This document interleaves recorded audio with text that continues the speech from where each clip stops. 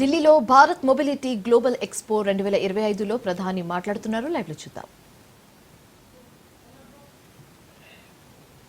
पिछले वर्ष के बजट में इंफ्रास्ट्रक्चर के निर्माण के लिए 11 लाख करोड़ रुपए से अधिक रखे गए थे. आज भारत में मल्टी लेन हाईवे का, एक्सप्रेसवे का जाल बिछ रहा है. पीएम गति शक्ति नेशनल मास्टर प्लान से मल्टीमोडल कनेक्टिविटी को गति मिल रही है. इससे लॉजिस्टिक कॉस्ट कम हो रही है. नेशनल लॉजिस्टिक पॉलिसी की वजह से भारत दुनिया में सबसे कॉम्पिटिटिव लॉजिस्टिक कॉस्ट वाला देश होने वाला है. इन सारे प्रयासों की वजह से ऑटो इंडस्ट्री के लिए संभावनाओं के अनेक नए द्वार खुल रहे हैं. देश में गाड़ियों की डिमांड बढ़ने के पीछे भी ये भी एक बड़ी वजह रही है. साथियों, आज अच्छे इंफ्रास्ट्रक्चर के साथ साथ नई टेक्नोलॉजी को भी इंटीग्रेट किया जा रहा है.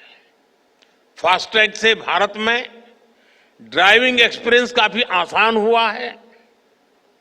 नेशनल कॉमन मोबिलिटी कार्ड से भारत में सीमलेस ट्रैवल के प्रयासों को और बल मिल रहा है.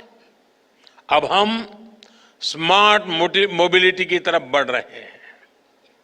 कनेक्टेड व्हीकल्स, ऑटोनोमस ड्राइविंग की दिशा में भी भारत तेजी से काम कर रहा है.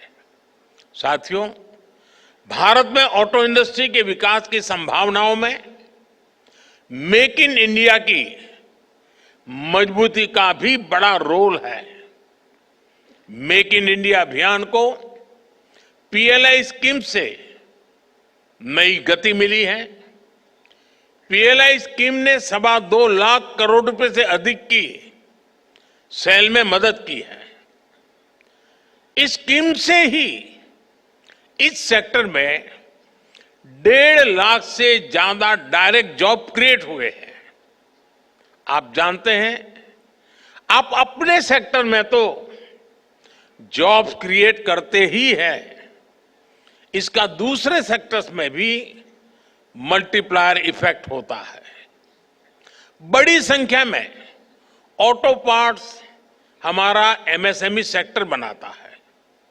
जब ऑटो सेक्टर बढ़ता है तो एमएसएमईज, लॉजिस्टिक्स, टूर और ट्रांसपोर्ट, इन सभी सेक्टर में भी नई जॉब्स अपने आप बढ़ने लग जाती है. साथियों, भारत सरकार ऑटो सेक्टर को हर लेवल पर सपोर्ट दे रही है.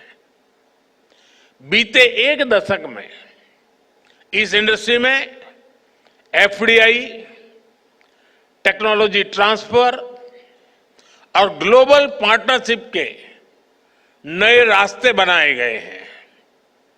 पिछले 4 सालों में इस सेक्टर में $36 बिलियन से ज्यादा का फॉरेन डायरेक्ट इन्वेस्टमेंट आया है.